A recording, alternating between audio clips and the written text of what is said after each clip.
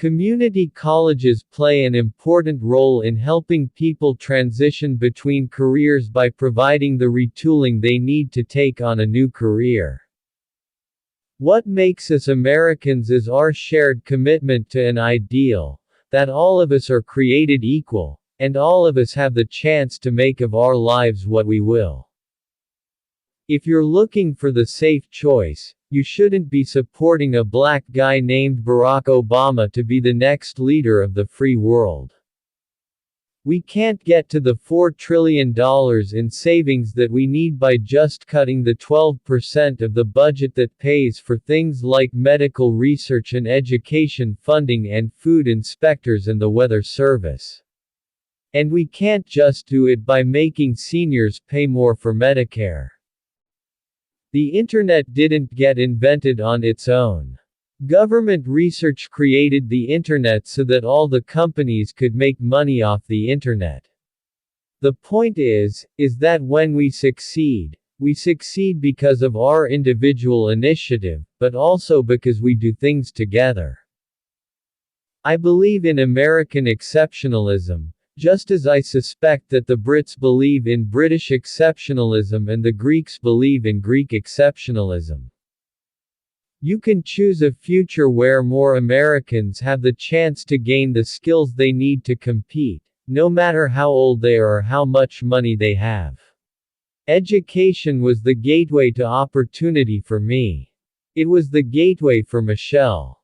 And now more than ever, it is the gateway to a middle-class life. I just want to go through Central Park and watch folks passing by. Spend the whole day watching people. I miss that. Now you have a choice. We can give more tax breaks to corporations that ship jobs overseas, or we can start rewarding companies that open new plants and train new workers and create new jobs here, in the United States of America.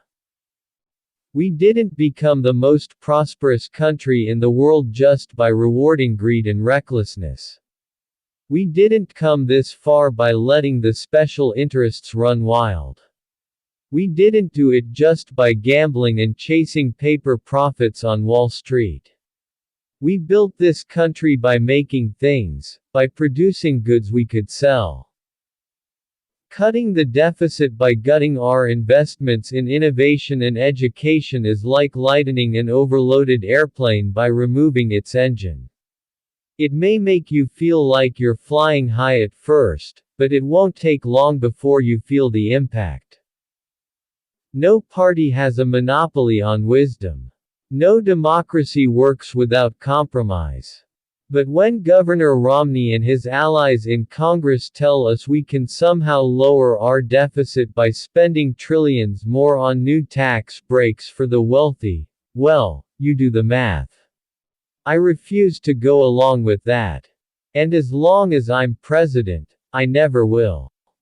I think that there's no doubt that as I see friends, families, children of gay couples who are thriving, that has an impact on how I think about these issues.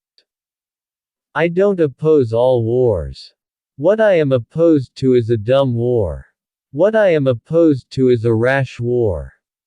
Food stamp recipients didn't cause the financial crisis, recklessness on Wall Street did. We all remember Abraham Lincoln as the leader who saved our Union. Founder of the Republican Party. I've been fighting with Acorn, alongside Acorn, on issues you care about, my entire career. We have an obligation and a responsibility to be investing in our students and our schools. We must make sure that people who have the grades, the desire and the will, but not the money, can still get the best education possible.